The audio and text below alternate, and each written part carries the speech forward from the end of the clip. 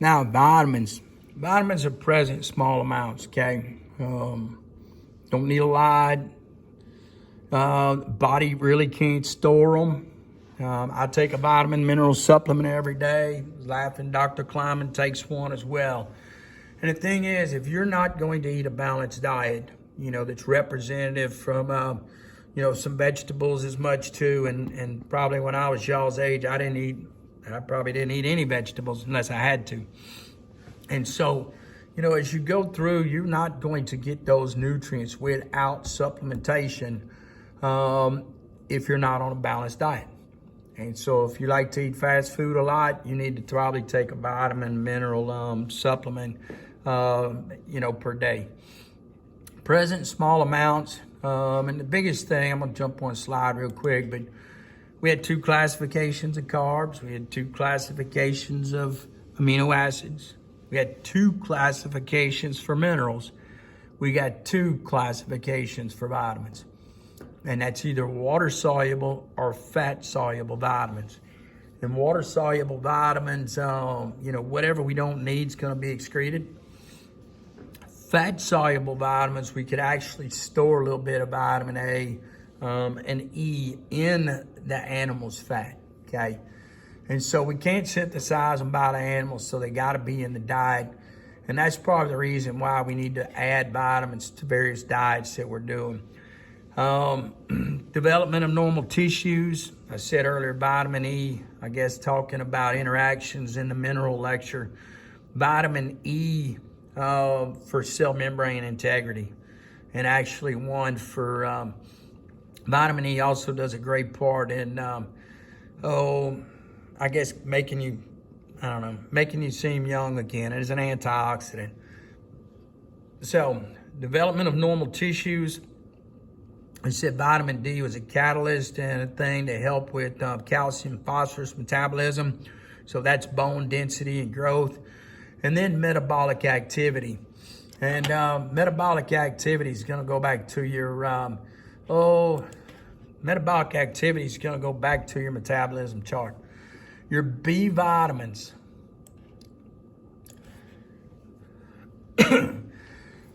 A lot of your B vitamins are going to be coenzymes and help facilitate these eras in this metabolic chart. And so if you look at a label sometime for bread or for some of those things, you're going to see enriched wheat flour. And this goes back to the berry in 1212 funk determining kind of what a vitamin was. And what they figured out was the more they processed the rice and they took the husk off and the outer layers off, and then they were running into some deficiencies, or some tendencies or some trends. And once they added that back, so when you read the label and it says enriched wheat flour, guys, they're adding back B vitamins. And that's to help facilitate, because B vitamins are used in all these processes right here in metabolism. So you need to add more back if you took them out due to processing. So the big push now in some local markets and some healthy eating and all this is to use stuff that's been processed less. So if you think, I think there's FAD used in here. Riboflavin is a B vitamin. NADs, you have niacin is one. That berry they had was thiamine, which is B1. And so we look at a whole bunch of processes up in here. Thiamine, I believe, pyrophosphate is a catalyst for the conversion of pyruvate down to acetyl-CoA. So when we say B vitamins and they help in metabolism, guys, it's helping every one of these arrows right here move and go in certain directions and to facilitate that metabolic process. So if you're not getting them in your diet, you need to add them in. Like I said, enriched wheat flour means that they processed it pretty hot and heavy and then added stuff back to it. Not a part of the structural portion of the body. So if I eat excess, they're not going to be stored in the liver. They're not going to be stored for me to use tomorrow. And so that's why we need to add X amount to it. A lot of sources for these vitamins will be some green leafy vegetables, some of the husks, some of the fibers, components, etc. If you don't eat enough, you probably need to supplement. When absent, just like minerals, you're going to result in a specific deficiency on it, and hence the fact, boom. Technically, cattle, the bacteria in the rumen will synthesize the B vitamins, okay?